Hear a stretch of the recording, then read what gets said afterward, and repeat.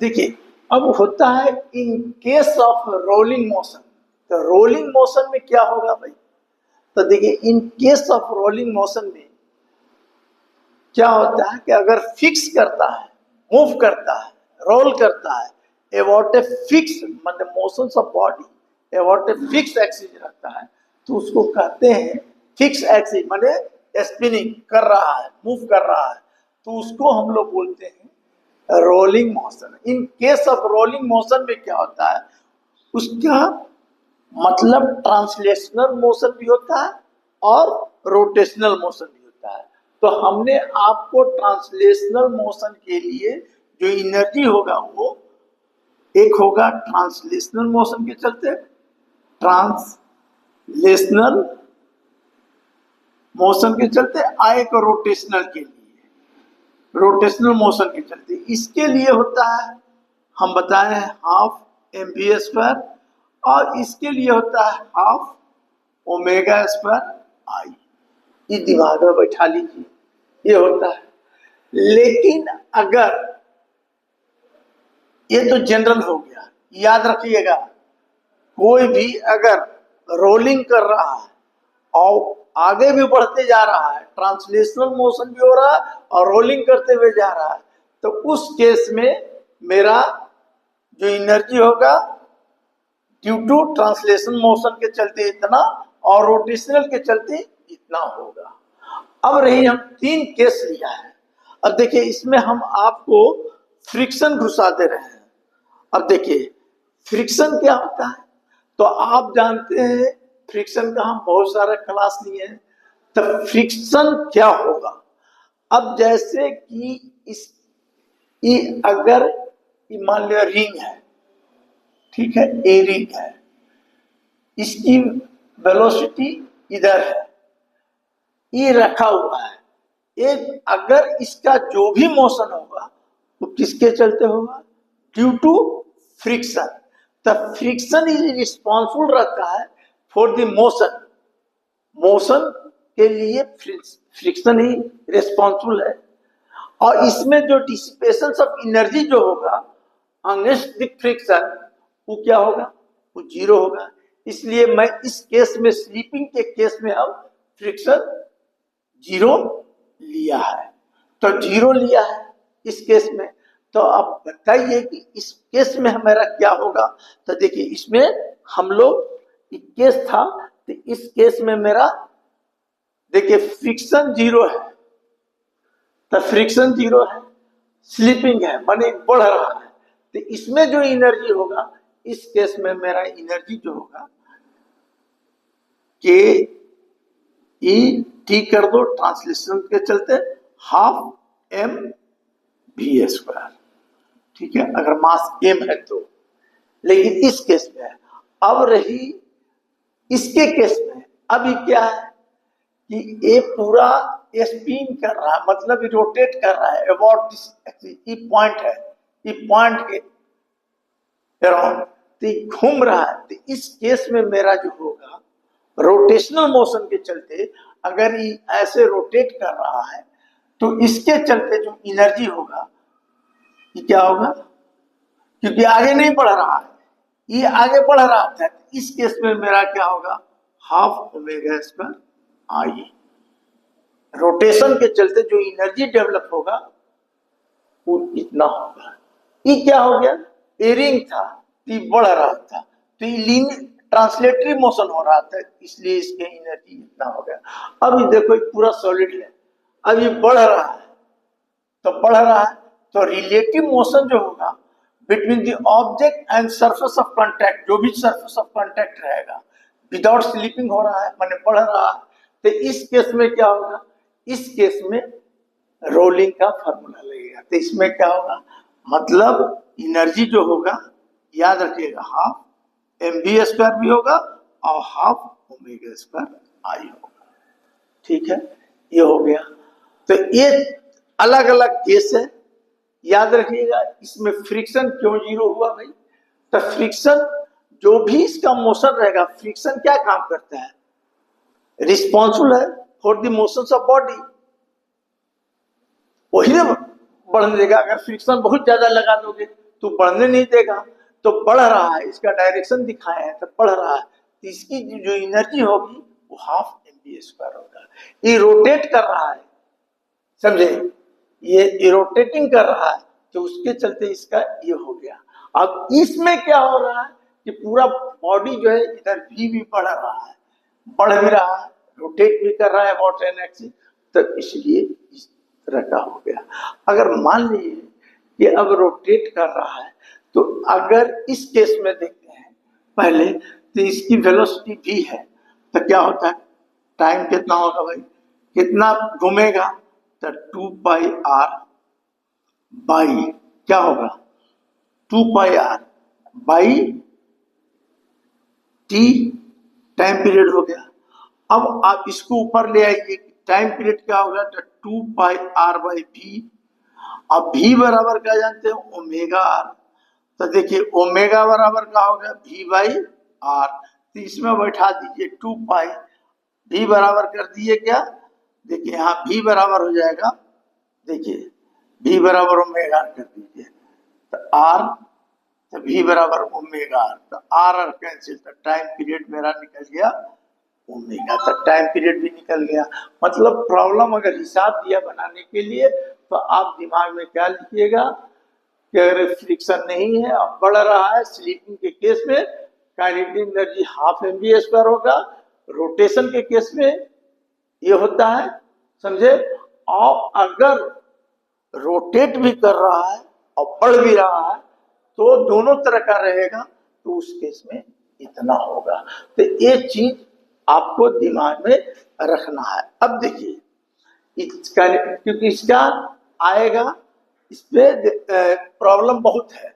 देखिए ऐसा रहेगा आपका प्रॉब्लम, देखिए एक हम बताते हैं आपको,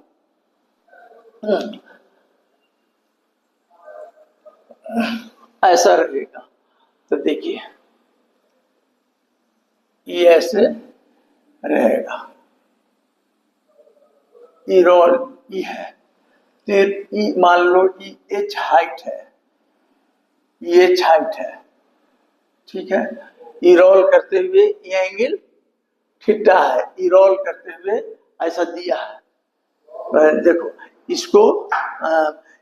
इसको figure of rolling in a incline, देखिए ये भी समझ लीजिए, देखिए motions of rolling in a incline plane. तो देखिए अगर मान लीजिए कि व्हील है, समझिए ये व्हील है, ये व्हील है।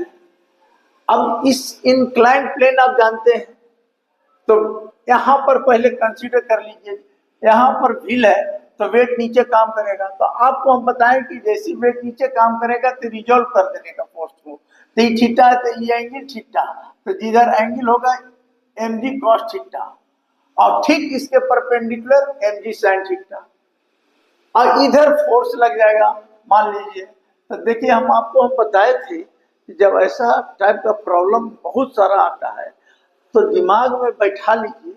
अब इधर क्या हो गया भाई, तो इधर हम दिखा दिए ट्रांसलेशनल मोशन, मोशन किसमें, इंक्लाइन प्लेन पर, और ये क्या है, ये घूम रहा है व्हील, तो ये रोटेशनल मोशन हो गया। तो अब जो एनर्जी होगा मेरा, तो हम देखिए अगर मान लीजिए कोई इसका मास होगा, तो इस बॉडी का मास m मान लीजिए, m मास होगा, कितने हाइट पर है, तो h हाइट लिख दिया, छोटा h लिखा, तो यहां पर क्या होगा, जब सबसे यहां पोजीशन पर है, तो यहां पर क्या होगा, सिर्फ पोटेंशियल एनर्जी होगा, तब पोटेंशियल एनर्जी क्या हो जाएगा, mgh। अब ये रोलिंग करते हुए ये क्या होगा, तो काइनेटिक एनर्जी जो होगा ट्रांसलेशनल के चलते हो जाएगा, और काइनेटिक एनर्जी जो होगा रोटेशनल के चलते हो जाएगा। तो ट्रांसलेशनल किधर होगा, इधर होगा, तो काइनेटिक एनर्जी बराबर क्या होता है भाई, हाफ mv², ये क्या होगा, हाफ ओमेगा² आई, ये हो गया, तो ये हो गया mgh, mgh ये फॉर्मूला लगा दीजिएगा। और आप जानते हैं कि आई बराबर क्या जानते हैं, मान लीजिए कि एम आर स्क्वायर, समझे, एम आर स्क्वायर होता है। अच्छा, अब भी बराबर क्या होता है, ओमेगा, भी बराबर ओमेगा। और आई बराबर हम ये भी बताएं आपको कि एम बाई के स्क्वायर भी होता है, याद कीजिए। के क्या होता है, तो आपको बताएं कि रेडियस ऑफ गायरेशन होता है। के क्या है, रेडियस ऑफ गायरेशन, जहां total mass of the body situated and their respective distance के रहेगा, तो ये होगा। तो यहां पर आप कर दीजिएगा, देखिए, तो mgh हो गया, हाफ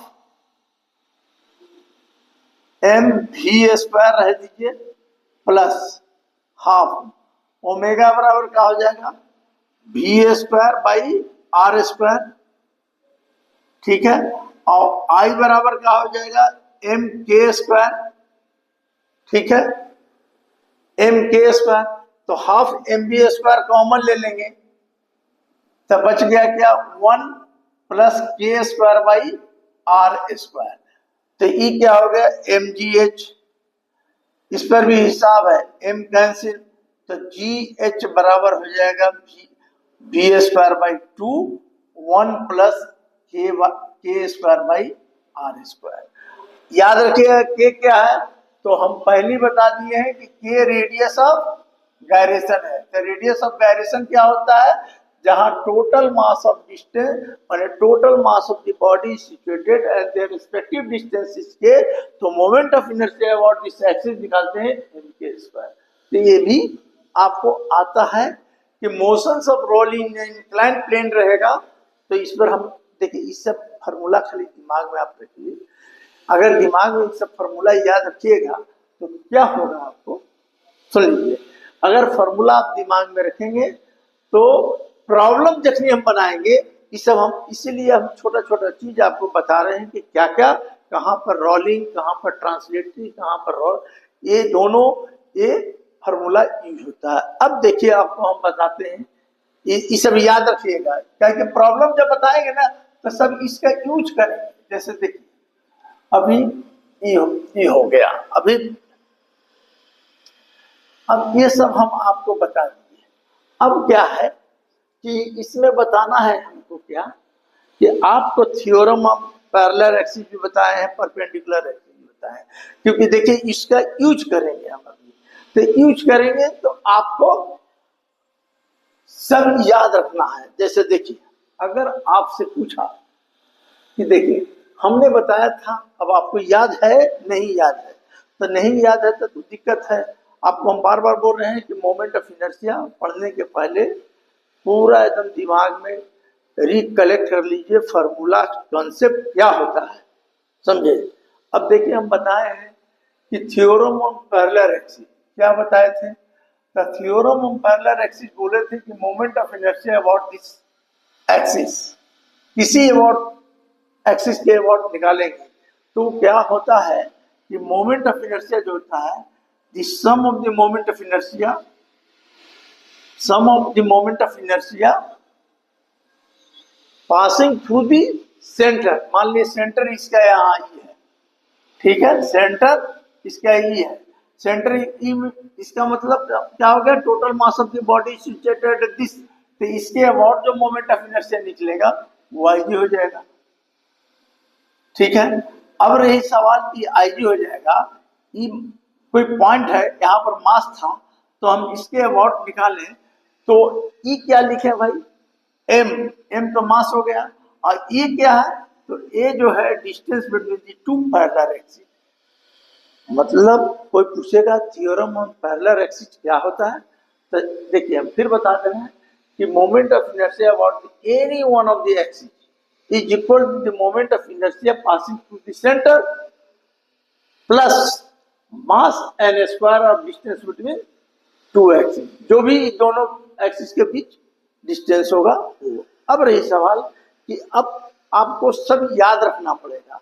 अब जैसे देखिए, अभी हम आपको बताते हैं कि मोमेंट ऑफ इनर्शिया निकालने के लिए डिस्क्रीट बॉडी के लिए हम आपको बताए थे क्या, डिस्क्रीट बॉडी के लिए लिखे थे कि जितना दूरी रहेगा ऐसे m2 r2 जो नजदीक रहेगा इसको लिखे थे सिग्मा एम आर स्क्वायर। फिर हम बता दे रहे हैं, लेकिन जहां कंटिन्यूअस बॉडी रहेगा तो कंटिन्यूअस बॉडी के लिए मोमेंट ऑफ इनर्शिया निकालने के लिए क्या बोले थे कि कंटिन्यूअस बॉडी के लिए कहीं पर इसका मास dm लिखिए, मतलब मास ऑफ एलिमेंट, समझे, और मास ऑफ एलिमेंट डी लिखिए तो I बराबर का होता है जो दूरी होगा r स्क्वायर और dm कर दीजिएगा। इस फॉर्मूला पर मोमेंट ऑफ इनर्शिया निकलेगा। क्या बोले, कंटिन्यूअस बॉडी के लिए सेंटर ऑफ मास निकालने के लिए भी हम आपको इसी फॉर्मूला को यूज किए थे, माने एलिमेंट स्टडी करने। अब जैसे कंटिन्यूअस बॉडी है तो उसको हम एक साथ नहीं याद कर सकते हैं, तो उसको हम लोग क्या करते हैं, एक एलिमेंट ले लेते हैं, और एलिमेंट ले लिया तो एलिमेंट, तो इसका एलिमेंट का मास ले लिया और मोमेंट ऑफ इनर्शिया का होता है I बराबर एम आर स्क्वायर।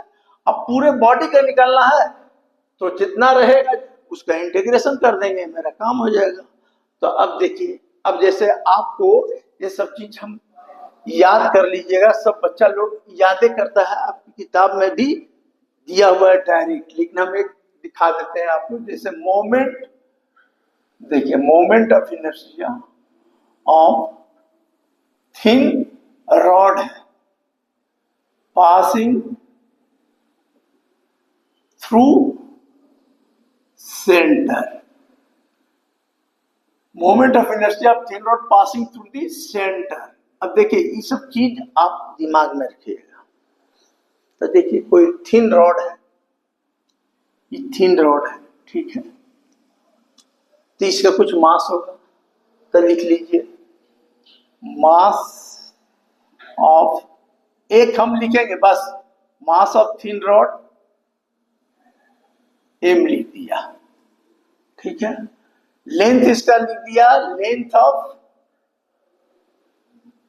रॉड लिख दिया कितना l कोई थिन रॉड है तो उसका तो कुछ मास होगा, तो हम नहीं जानते हैं, तो मास m मान लिए थिन रॉड। हमको निकालना है कि moment of inertia thin rod passing through the centre, तो इसका मतलब सेंटर के अक्रॉस निकालना है। तो हम पहले भी बोले हैं कि मोमेंट ऑफ इनर्शिया जो स्टडी होता है, माने moment it depends upon the axis. अब किस तरह का एक्सिस होगा भाई, तो अबाउट सेंटर से पास कर रहा है, तो सेंटर से पास कर रहा है, तो कहीं पर ऐसे भी पूछ सकता है कि moment of inertia of thin rod passing through the one end of the rod, rod के इस एंड से पास कर रहा है तो अलग, कभी कभी सेंटर से पास किया तो अलग, इससे पास करेगा तो अलग, कोई बीच से कर देगा तो अलग। तो ये सब चीज आपको रिजल्ट याद रखना पड़ेगा। अब देखिए हम एक करके बता देते हैं कि कैसे निकलता है। जैसे बोला कि moment of inertia of thin